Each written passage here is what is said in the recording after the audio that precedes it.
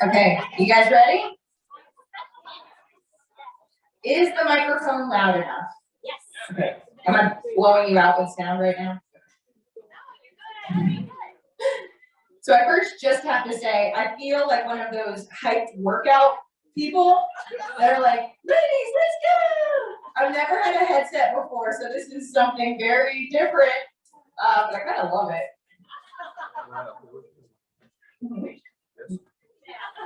I'll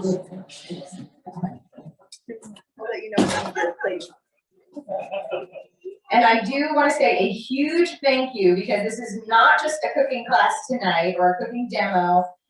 This was an entire production from every single member of my family, including my sister over there who's not even cooking, she's entertaining my son. So a big thank you to everyone involved tonight.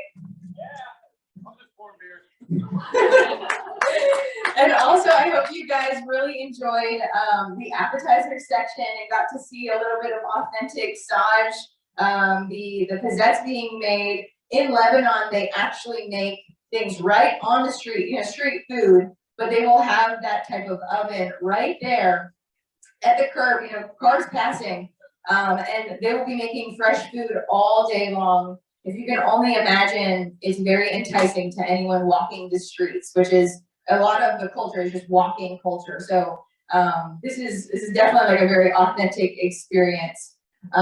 Just quick reminders, if anyone needs to use the bathroom, it is actually in this room over here. Feel free to get up, I will not be distracted. If you need a refill on your drink, the bar has been moved directly behind you. John is your man, or actually my sister, I think, is gonna be over there. So please stay hydrated, even if it's with wine. It is a hot night tonight.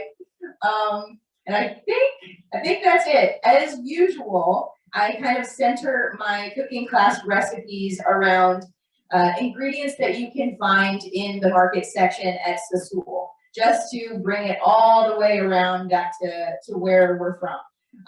So of course, I did not send you guys recipes. I will after today. Just worry about enjoying tonight. And I think that's it. Let's give one more round of applause to Monica. She was amazing.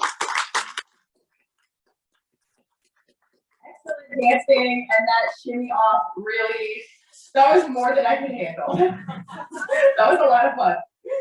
Okay, so tonight, as far as the menu goes, we are going to do Harissa spiced carrots. We're going to do Samkihara, which is a very authentic Lebanese fish dish.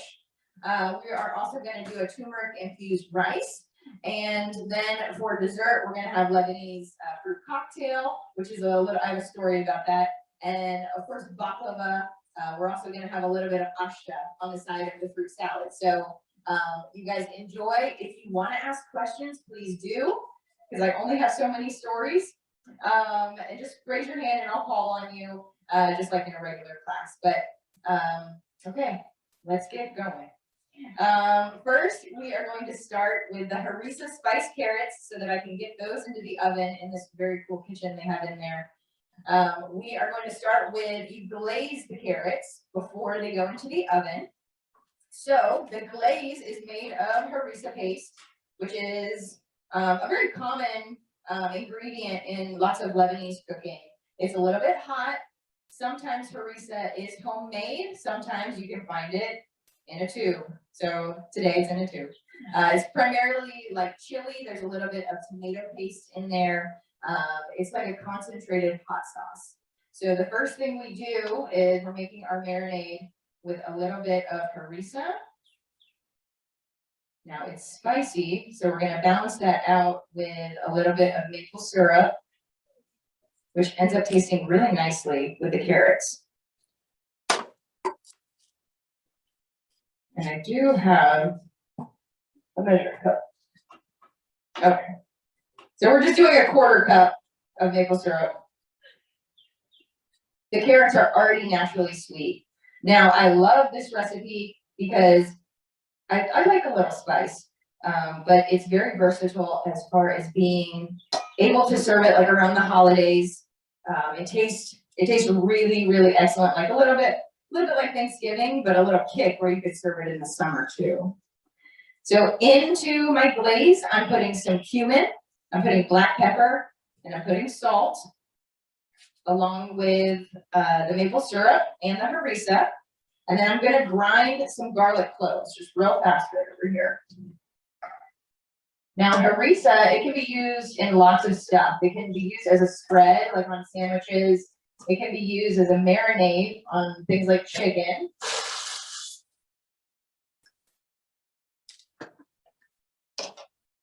Or you can use it in glazes, like here. So garlic goes in. Now we have harissa, cumin, black pepper, salt, some maple syrup.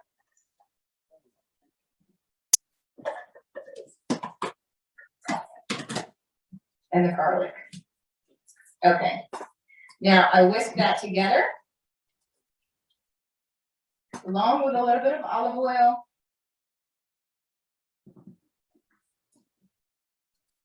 Okay. And this dish is super easy because all we're gonna do, you take your carrots, you toss it in the glaze, and you throw it in the oven. I love these style of carrots. You can use baby carrot, you know, you can use any kind of carrot that you like. These kind of miniature carrots, they're very cool because they still have the stalk on there. It looks super elegant. And they roast really nicely. Okay. So I kind of I drizzle it all over. And we will mix the carrots just to coat everything.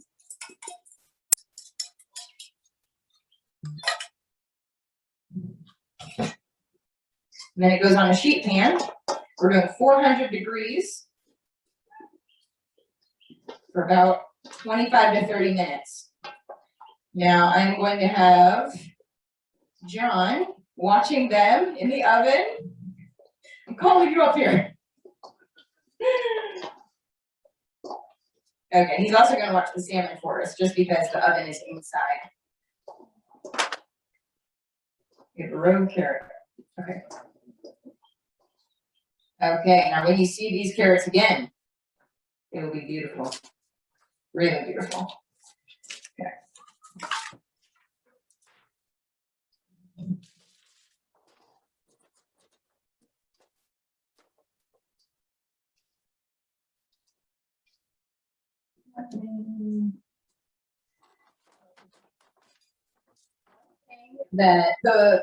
When we went to Lebanon, my dad, my sister, and I in 2019, we were introduced to a way that they use harissa that I've never seen before. And it was actually the first night that we were there. I feel like it was really, really late, but we had been flying for so many hours that like I actually did not know what time it was. And I think it's a 7-hour difference in Lebanon. So anyway, we got there, we met our host, and she took us to this this kind of hole in the wall, and they brought out, I have the oven on, it's gonna be about 30 minutes. Thank you. No need to clap, you guys are good. Yes, thank you, great job on the carrots. Anyway, we went to this little hole in the wall, and they brought out, of course, they bring out nuts first, always a little mixed nuts thing, and the pickled vegetables were on the table as well. And then they brought out kebabs, but they also brought out this flat pita bread, much thinner than you see at Sassool, or even the kind we have on the shelf from Myanmar. It is super, super thin. And they put harissa paste in the middle. Kind of like a glue. And what our host told us is that, so in Lebanon, as in many cultures, they use the bread kind of as their utensil. So the idea was that you take this pita bread that has the harissa paste sticking the two ends together, and you take it off the skewer with this bread that's seasoned with harissa, and you eat it that way. And I have only known to eat it just straight with plain pita. So when we tried this, I instantly realized why we've been doing it wrong, because it was absolutely so tasty. And I forget the exact name I don't know if maybe my aunt can correct me on it, but I feel like it was called Biwet. Anyway, she said that at every meal that in Lebanon, that is the way they give you pita bread when it's with kebabs. That you have this harissa pita bread with it. And so that was like our first night, and we were introduced to this harissa pita bread, and it was so good. So I use it mostly to marinate chicken, because chicken is just super popular in my household. But it's very tasty. And don't be afraid to add like a little maple syrup or a little honey, just because it tends to be a little bit hot, and that'll balance out that heat. So we are going to move on to the salmon so that we can get that in the oven as well. I have John on oven duty right now. So the salmon, actually baking the fillets is the first part of Samkihara. Samkihara is done in many different ways. It's kind of like za'atar in Lebanon. There's like household recipes for it.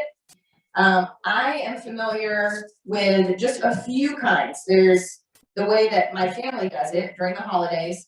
And then there's also the way that I saw it in Lebanon, the place that we went. When we were in Lebanon, we were in Tripoli the day we tried Samkihara, and we tried it in a sandwich. And believe it or not, we walked for 4 hours to find this place. And there, Google Maps or whatever you want to use does not work. So we were going the way that it was telling us to go, but there was these homes that were not really accounted for on the map. There was all sorts of things that we could not figure out where this place actually was. I think it was called Abu Hadis or Abu Fadis. And it was right on the port where the boats would come in. Beautiful atmosphere, but the place, honestly, it was like half the size of this patio that the outdoor kitchen is on. Super small, just this super small sandwich shop. And what they do, they have, I think, 2 kinds of fish, and they do it in like a fish salad. And then they have this relish that goes along with it, and you either order extra spicy or spicy, and they scoop it and they ask you which kind of fish you want, and they will just set you up with this delicious sandwich. And yes, I was on the verge of complaining when it was 4 hours and we finally found the place, gosh, this better be worth it. But when I got that sandwich, which I think there's pictures somewhere on Instagram and Facebook, the sandwich is way larger than my head, way larger. And that really, it hit the spot, but I see why people always recommend to go to that specific place, just because they make it really excellent. But the other way, so that way is in a sandwich. It's along with a little salad in the wrap. And it's definitely spicy. The other way I've seen it is the way my family on my dad's side does fish, mostly on holidays. And that is kind of the way we're doing it today. Now, I have to tell you, most authentically, I think it's red snapper or grouper that is used as the fish. And they do a whole fish. They cook it with the skin and then layer the sauce on top.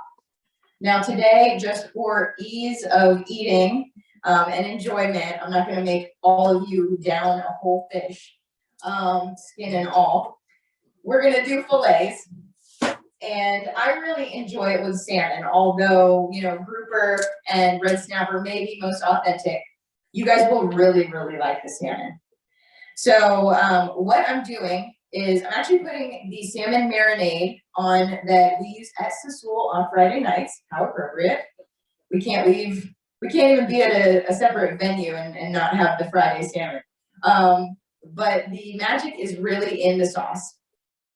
Before I move on to the sauce though, the marinade that I'm using, it has cilantro, green onion, red bell pepper, a little bit of garlic, of course, olive oil, and a little bit of cumin. And just a little layer on top is great because as it bakes, that flavor will seep down into the salmon fillet. and do a really great job of making this absolutely delicious. Now, you may feel like it's unusual, but when we make the Samkihara sauce, it ends up being very saucy. And we're gonna cover the salmon with the Samkihara sauce. And it kind of, to be honest, the salmon loses its beauty, but it doesn't lose the taste. And let's think tonight that we're just being super authentic, because if you see Samkihara anywhere where it's actually like a whole fish, it looks like a platter of just sauce. So bear with me here. You guys are going to enjoy it, I think, a lot more than just from the visual. But the Samkihara sauce is made primarily of tahini and some hot pepper. And it's super easy to put together. Like I said, though, you can customize the way you do it. So for the preference of like your household, or even just you. If you don't like it too spicy, you don't have to make it too spicy. I've seen like red bell pepper used instead of hot red pepper for people that don't really enjoy the super heat. And also cilantro or coriander, its dried version, is a very prevalent spice in this recipe. Has anyone had Samkihara the authentic way? Okay, my husband, great, that's good. John, okay, good. Anyone else? No, okay. Well, after today, you guys can say that you've had it. It's really great. We usually have it on Easter. I think it's probably the most common holiday that we enjoy Samkihara. Sorry, I'm taking forever to marinate this salmon.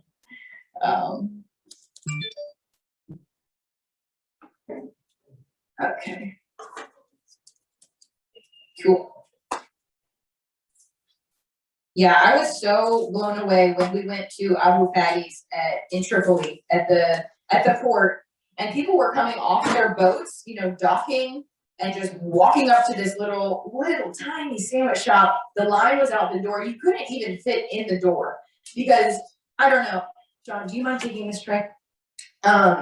I don't think the door was standard size because I remember like there was someone coming out and I definitely could not pass. This one as well? Yes, this one. Thank you. These will be about 25 minutes. Sure. Thank you. Yeah, that place.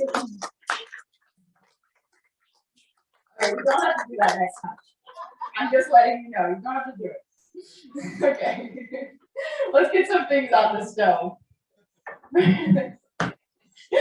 First, we are going to start the rice, just because that's going to take just a tad longer than the Samkihara sauce. The sauce will be super, super quick. Why? He's saying stand by. Hey, Simone, a question. Yeah. Can we see this presentation online later? Yes. So this camera right here is recording everything I'm doing up here. I'll post it on my YouTube probably tonight or maybe tomorrow morning. And then yeah, you guys can watch it again. Let's hope I don't mess up because I don't want you guys to watch that again. Oh, good. Okay, good. Yeah. Simone, Yes. if that says stand by, that means it's not induction safe, that part. I can get you an induction safe. Ah, I think you gave me one earlier. Right. Yeah, I have it here. The magnets are not talking. Oh, see, I'm learning something. Okay, cool. We'll do this. Will that be large enough? Would you like a different one? If you have a larger one, that'd Of be course great. we do. Okay, maybe something this size, this-ish size. Okay. This is Pretty, by the way. I'm going to give her the stage soon. She is a magical woman. This is her place. She has let us trample on her kitchen and everything. She owns Chini. There's 2 locations in Raleigh, but I will give her the stage later and she can tell you guys all about it. She is a new family friend and I absolutely love her. Okay, there we go. Good, okay. We're good. Okay, while she gets that pan, I'm actually going to start the sauce just because so we don't wait forever. Okay. Cool. So to start the Samkihara sauce, what I'm gonna do is mince some garlic first. As does many recipes in Lebanon, they start with garlic. Okay. So for one batch, you have 17 cloves of garlic. I know. Don't worry, there's a lot of sauce in one batch, so. Yes, anywhere. Thank you. Okay. With this amazing Ninja food processor, it goes very quick always, so. Just like that, it's right. Okay. So, we're gonna start with a little oil in the pan. And some garlic, we'll get that sauteing a little bit so it's fragrant. And I'm also going to mince up some of the pine nuts. Pine nuts is another, it's like tahini and pine nuts are the very common flavors in Samkihara. Not to mention a little bit of spice as well. Okay. So I can already smell this garlic. It smells really, really excellent. We're gonna let that saute just a little bit, and I'm going to mince up the pine nuts. By the way, does anyone else love the smell of toasted pine nuts? I have to say, it's probably hands down my favorite aroma ever, ever. It's that good. I mean, like chocolate brownies, that hits, you know, really high too, but.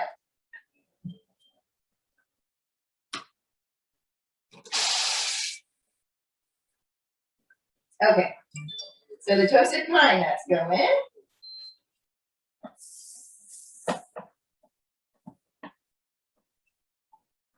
Now the garlic, just after about a minute and a half, it is ready. We're also going to do the tahini.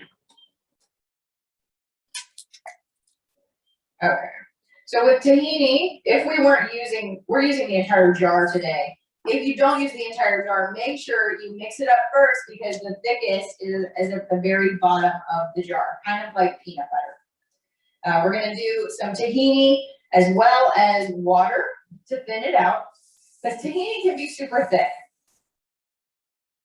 So tahini, water, some lemon juice.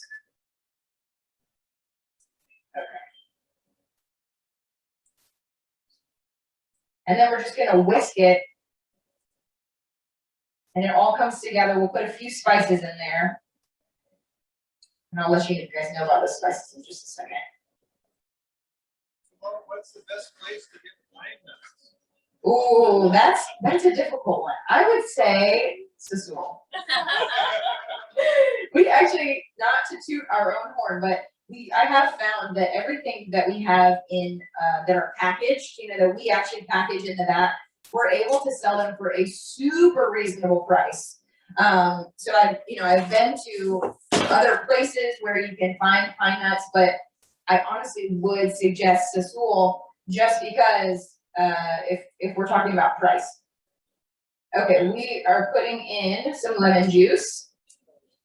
So now we have tahini, garlic, lemon juice, and water in here to make our sauce. We're going to put in quite a bit of dried coriander. And coriander is dried cilantro. Some hot pepper and some salt. And again, I will send you guys all of the recipes that I'm doing today so that you'll have kind of a visual, but then you'll also have the real quantities as well that I'm using. And we whisk that together. I have it on medium heat. Whisk it together. The sauce comes together almost instantly, but you just have to continue to whisk. In the Samkihara sauce, I have seen some things used, like some recipes call for ground walnuts. Some do ground almonds. It's usually a nut. You know, today we're doing pine nuts, which is probably the most popular way that I've seen. However, one of the recipes that I tried before settling on this one, it called for ground walnuts and it called for crushed red bell pepper. So it almost had like a little bit of a sweet taste too. It was really good. It just wasn't the flavor that I've had with my family before. And I wanted to make sure you guys get to taste that. So we're putting the crushed pine nuts in there to finish off that flavor.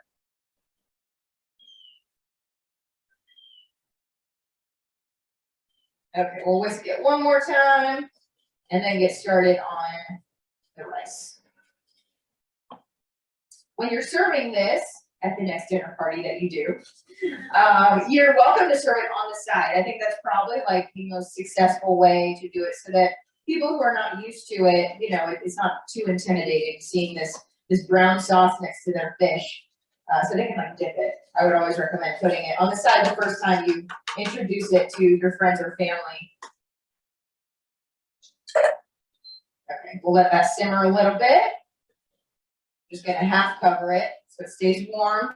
And then we'll do the rice on this other burner. I'm gonna change my gloves. Does anyone have any questions about Samkihara or about those carrots that are cooking in the oven? Good. I haven't lost you yet. This is good. Okay. Yes. Uh-huh. How much? So in one batch of carrots, I put a 1/4 cup of maple syrup to 2 tablespoons of harissa to balance out the heat with the sweet. So it's kind of like half of the hotness, you know, double the sweetness. Yeah.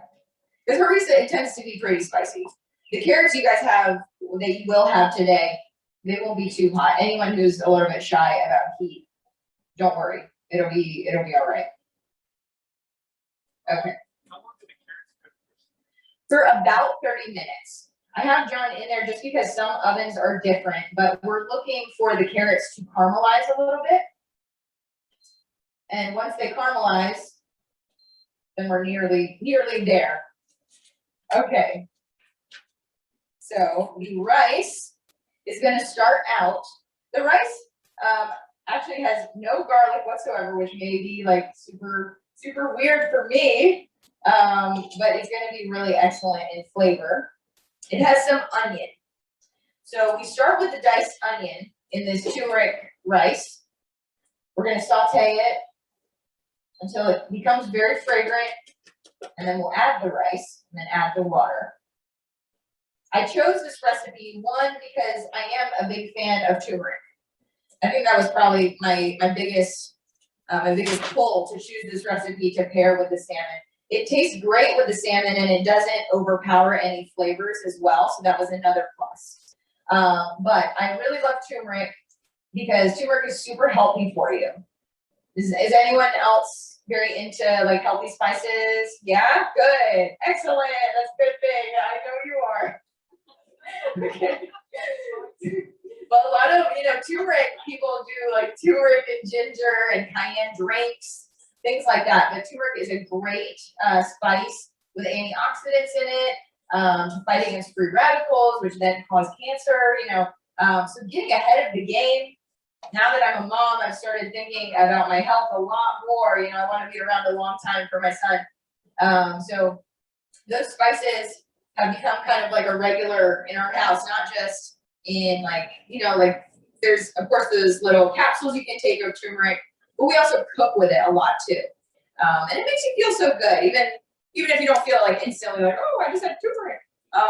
Just that, knowing that you're trying to take care of yourself is an awesome feeling. Okay, so that's one reason I chose turmeric with this one. It's very similar though to the rice that we do on salmon nights on Fridays at Sassool. If you've ever been on Friday nights to get the salmon. And if you haven't, I do recommend it because people come far and wide for that salmon. Like, man, it's very popular. Very popular. But you'll get the same or a similar flavor profile from this rice. And we're letting the onions, right now they're just starting to sizzle. You might be able to hear it through my microphone. But we're gonna wait till they are a little bit translucent and very fragrant. And when cooking, I kind of look for those two cues as far as onions and garlic are concerned, for when I should add the next step. Always making sure the onions are a little bit translucent and very fragrant. And I just stir them around just a little bit so that there's no chance of burning. However, the oil really helps with that too. And these excellent pots, they're doing a great job of protecting that those onions. One way that we have used turmeric pretty often in my house is I marinate chicken with it along with garlic whip, the kind that you get at Sassool. It's like, you know, kind of reminds you of like an aioli, like a mayonnaise. But most kebab platters, you know, you'll get a little bit of garlic whip with your kebab platter. Well, I take that garlic whip home and I marinate either chicken breast or chicken legs. But first, with the garlic whip, I mix turmeric. And that turmeric and garlic whip flavor is awesome. You can bake the chicken, you can grill it, you can fire roast it. Fire roasting is very big in my house, thanks to that guy. And any way we've done it, it tastes really excellent. And it was just kind of like, I think just this year, I discovered that combination of garlic whip with turmeric. So if you're at Sassool, you are allowed to purchase garlic whip. Some people are like, what? You know, I didn't know that. You can ask your customer service person at the counter where you order. You can ask them for containers of garlic whip to go. That's what I do, and I take it home and I cook with it. And so that's one thing that I use the garlic whip with, but it has lots of turmeric in there. Okay. Checking on the Samkihara sauce. It's just bubbling right now. I've turned the heat a little bit lower. This is a thick sauce, so it tends to heat up very quickly. And it could scald on the bottom if you keep it at too high of heat. So you want to immediately lower that once the sauce has been brought together with the whisking. And it's just simmering right now and waiting for that salmon to be ready. Okay, so I think we are at the translucent moment. We're gonna add in the rice. And I've chosen basmati rice today. If you get our salmon special, it's just traditional, like white rice. But today we're doing basmati because I love basmati rice. And it tastes so good. The spices going in, which they'll go in now. Of course, we do some salt. We do lots of turmeric, about 2 tablespoons. And then a little bit of black pepper. Okay. And then we're going to add quite a bit of water. And I'm doing half water, half vegetable stock. Just for a little bit extra flavor. You could do all water if you want, or you could do completely all stock if you want. It would still be the same measurements. Okay. Do one more. Because I didn't do a traditional size batch of rice, obviously. We're feeding a big group. There's about 11 cups of liquid in here. And what we're going to do is just cover it. Well, I stir it once.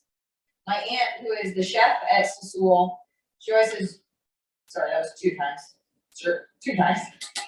She says, just lift it off the bottom of the pan so that it doesn't stick, it doesn't rest there, and the rice will stick to the bottom of the pan. Lift it off the bottom and leave it alone. Okay. So we will let that rice cook. I'm just going to leave a small crack for the air, just so I can monitor it a little bit, and so it doesn't heat up like way quick. So we're going to let that simmer. Okay. Any questions about the turmeric rice? You guys good?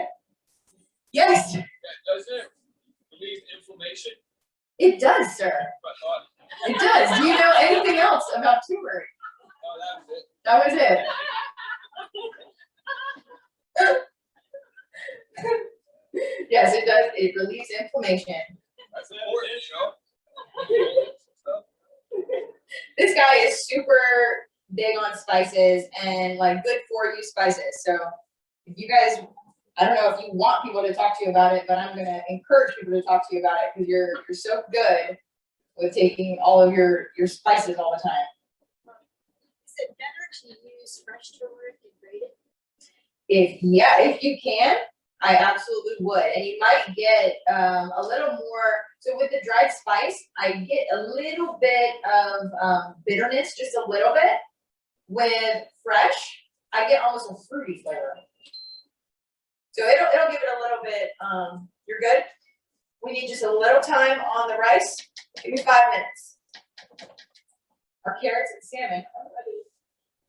Waiting on this rice, but that's okay. Yes. So for the onions, because it's on high heat, I use grapeseed oil. I really like that for the heat retention. But anytime I do anything on low heat or salads, always extra virgin olive oil. I love cooking with extra virgin olive oil, but every time I have used it on anything high heat, it obviously starts burning very quick. You know, the smoke will everywhere. You don't want that. Okay. Now, let's see. This might take a minute. So I'm going to go ahead and get started on the fruit for the fruit salad, just so that we don't have a huge wait in between dinner and dessert. I would love it, if it's not too much to ask, Preeti, will you come up and just tell everyone about Chini, about what you do?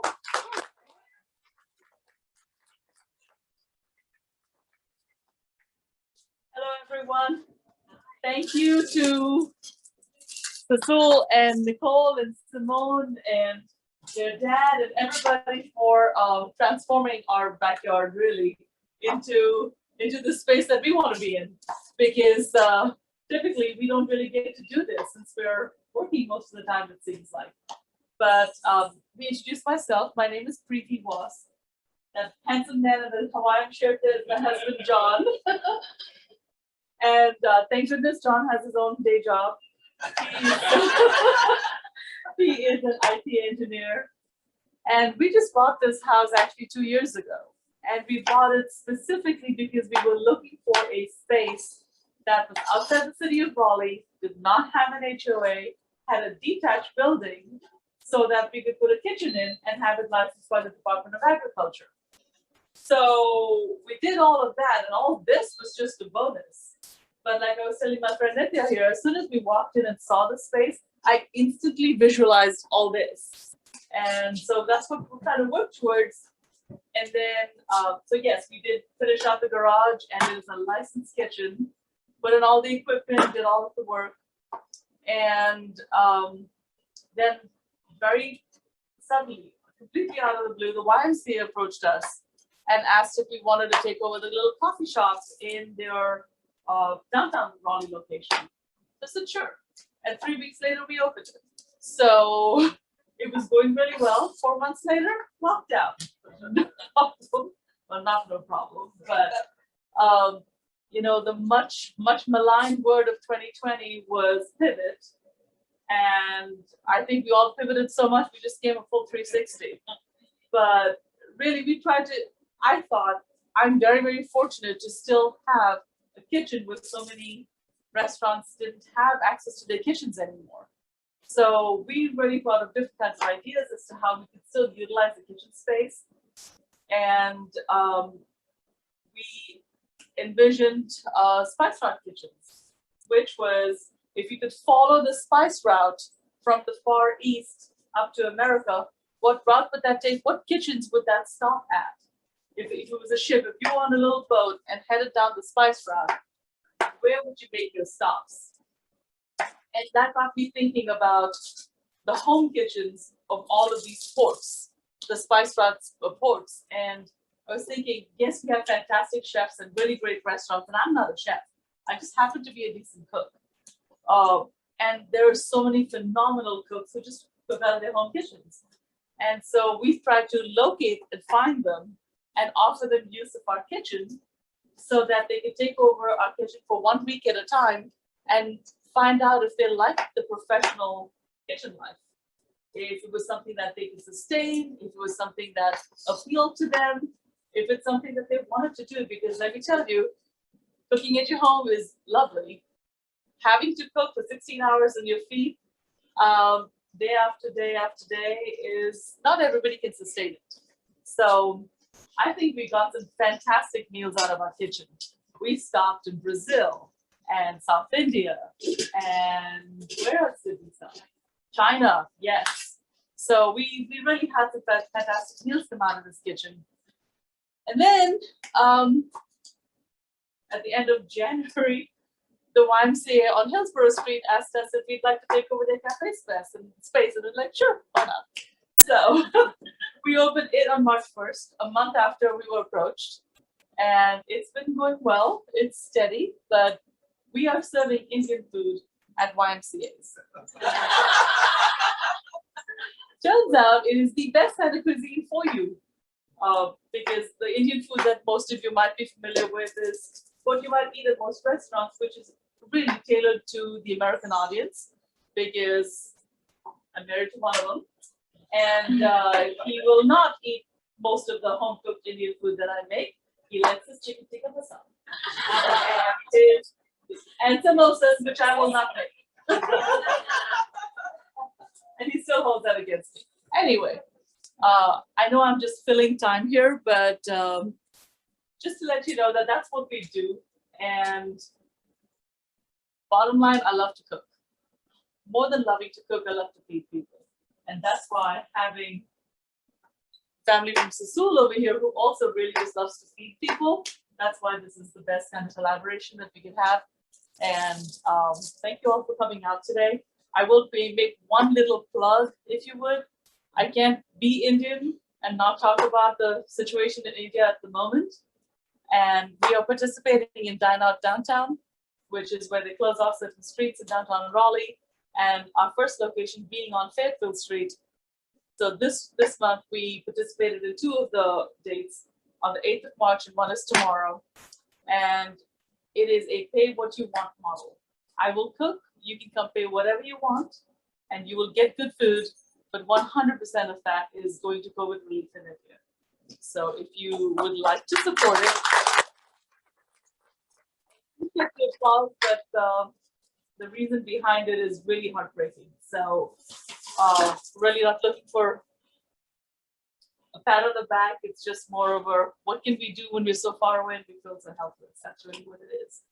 But I won't end on that note. I just want to say thank you all for coming, and hope you enjoy the dinner.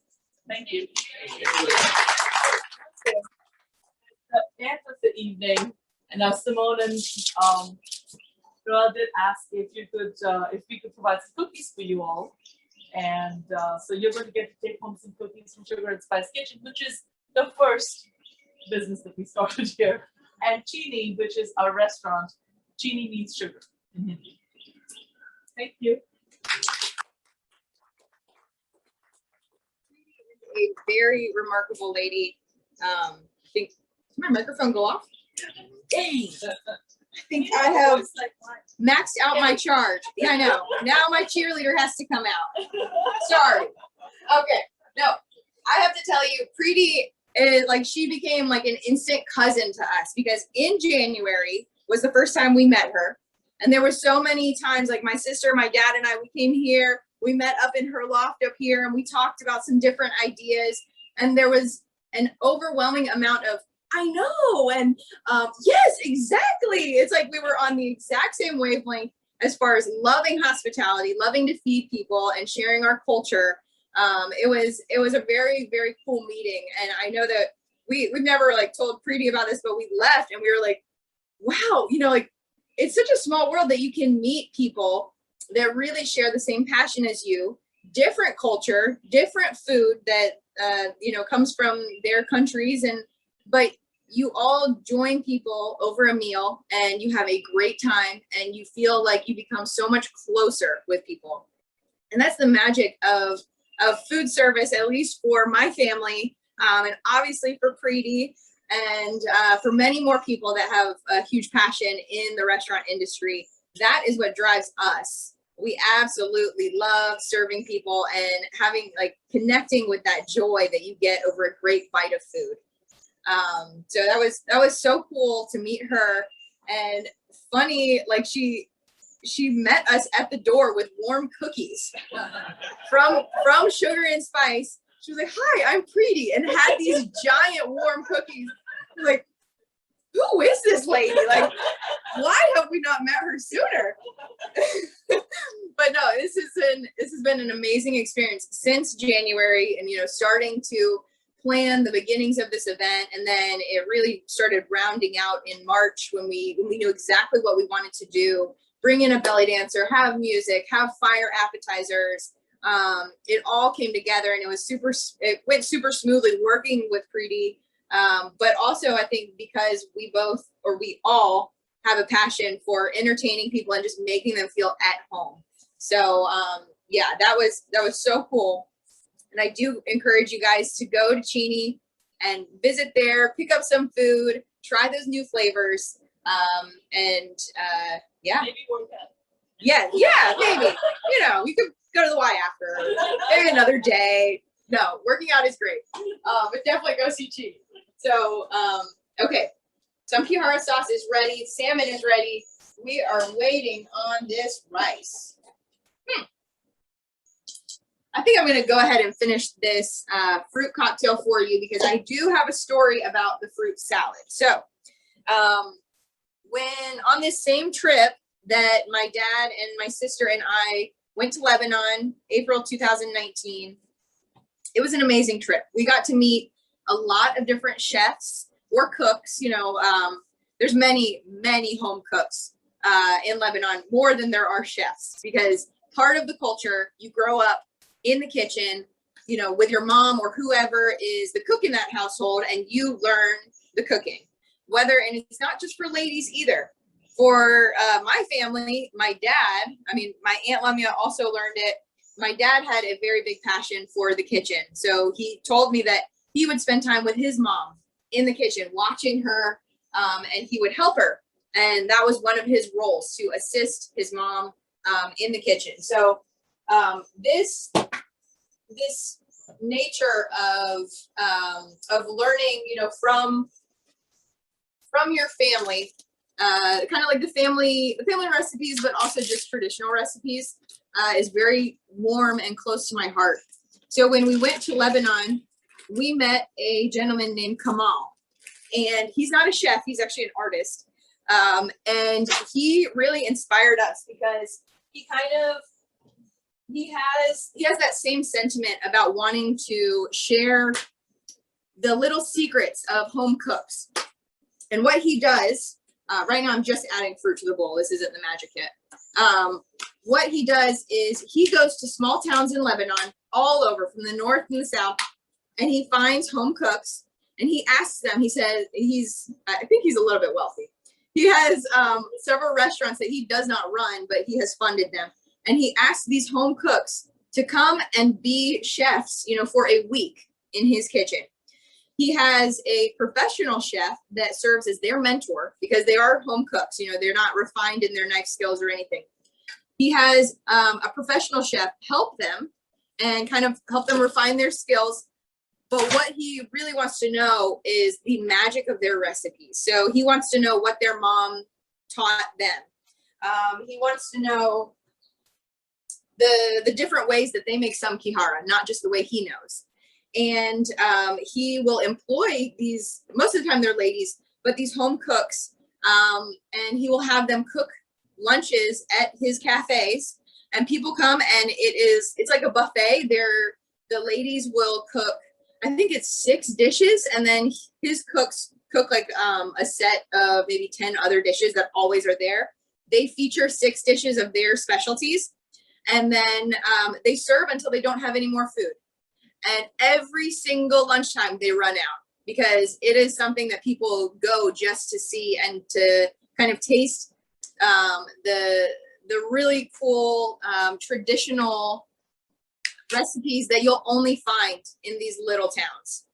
And it's so cool because he empowers these home cooks to become somewhat professional chefs. And then he features them in his restaurants, and he'll even call them back. If their dishes went over super well, he will call them back and actually give them a job. So it's really excellent what he does for the community of, you know, the small communities of Lebanon. But to bring this back, this is where I first saw this fruit salad made. So what I'm familiar with fruit salad is chopped fruit mixed together. In Lebanon, what I found that they do, they make somewhat of a little dressing to go on it. They use fresh squeezed orange juice. They put a little bit of honey, a little bit of either rose water or orange blossom water. And they make this like little sauce, and I won't call it soup, but that kind of is what it reminds me of, like a fruit soup. It brings out the flavors of the actual fruit, but then has such a nice flavor in itself, this dressing, that it's like the way I prefer fruit salad now. And so what I've done is I have kiwi in this bowl, I have pineapple, I have raspberry, and I have blueberry. You can do really any kind of fruit that you like. I would recommend chopping them a little smaller than maybe traditional fruit salad, like a fruit cocktail, just because you're going to be, you know, eating it with a spoon. And then we make the dressing. So in the dressing, we have, where did my dressing go? Oh, okay. So I have some 100% orange juice. I'm not fresh squeezing it today, but we're still using the good stuff. So it's 2 cups of orange juice, and then just a little bit of honey. Today I'm using orange blossom honey from Sassool. We also have clover honey at Sassool as well, but I really like the flavor of the orange blossom. And then some orange blossom water, orange blossom extract. This stuff, just use a tad. I know in all my cooking classes that I've used orange blossom or rose water, I always tell you ahead of time, just use a little because it's super strong. You can smell it. I'll actually pass it around for you guys. Just about a teaspoon. I'll pass it around so you guys can smell. Do you sell that at Sassool? What was that? Do you sell that? Yes, we do sell this at Sassool. Yeah.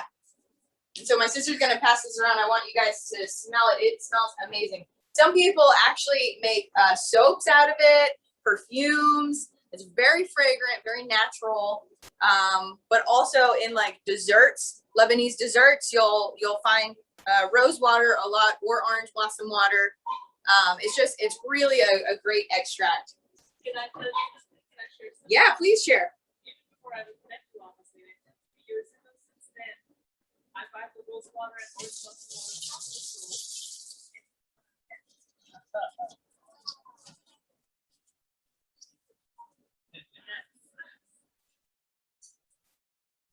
And so what I do is I just mix up the orange juice, the honey, and the orange blossom water.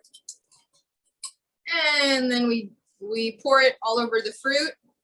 Now, if we were doing like a buffet style, today we're going to be plating up your meal. But if we were doing buffet style, I would probably put it in like a nice, like a huge parfait dish. And you could see that sauce or the dressing with the fruit salad. Okay.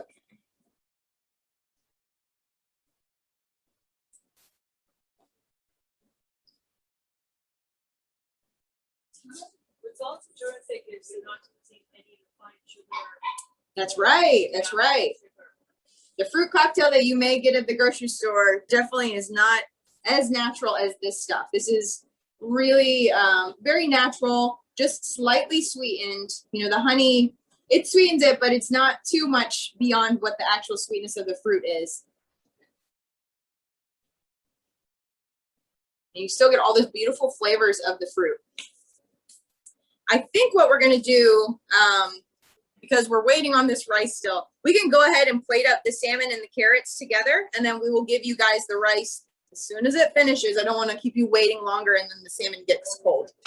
So,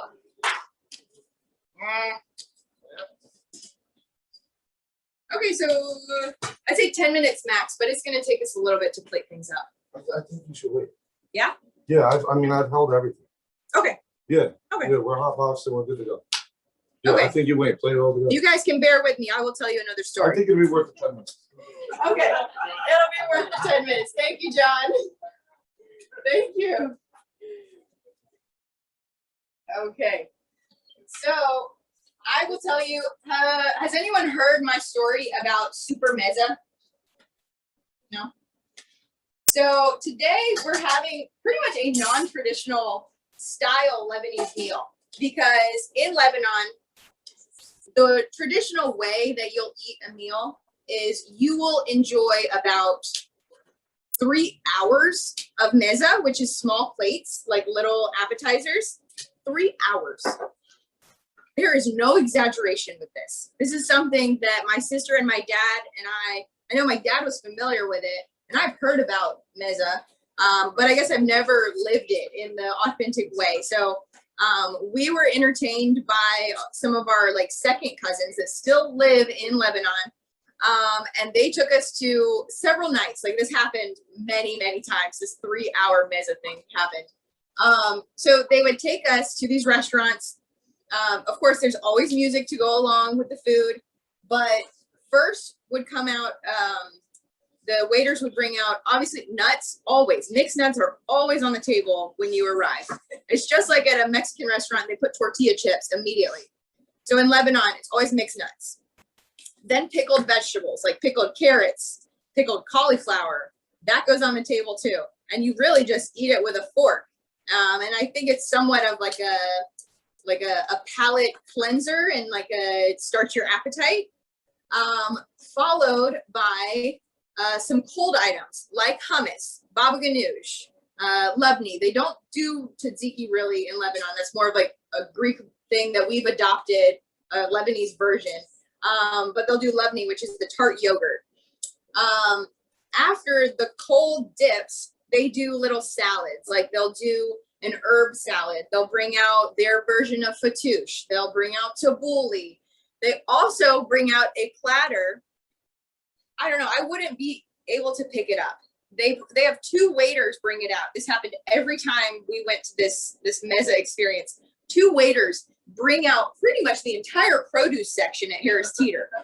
I mean, like, and they don't even cut the produce. Like, they came out with an entire head of lettuce, stuck a knife in it, like we were gonna, saw it or something, and left it on the table for us to enjoy with like our salads. Traditionally, when you eat tabbouleh, you actually take romaine lettuce shoots and kind of use it as a scoop.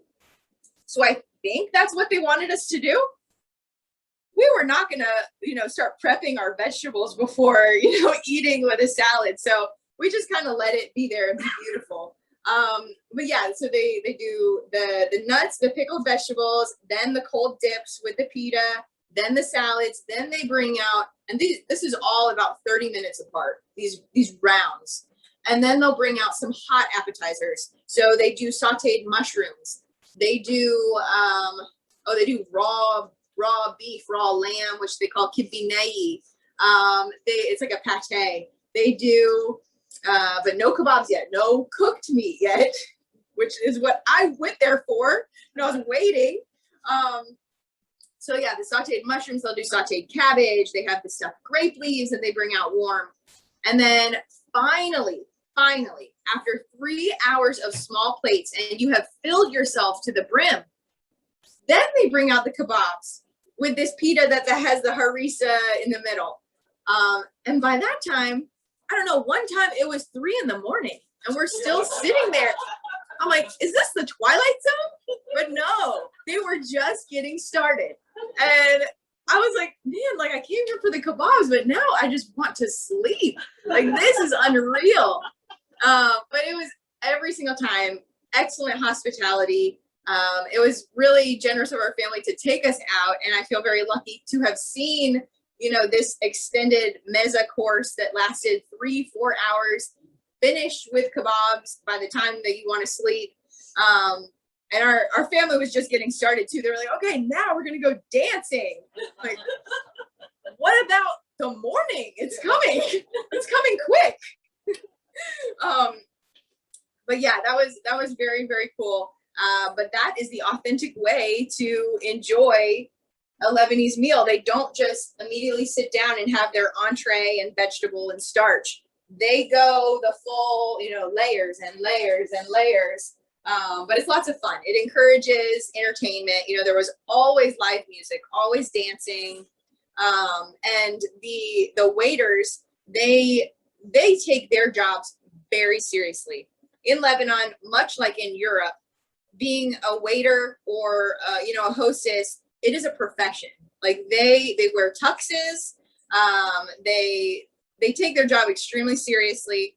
And the way that they dress, the way that they speak to you, the way that they're passionate about what they're serving, it all shows.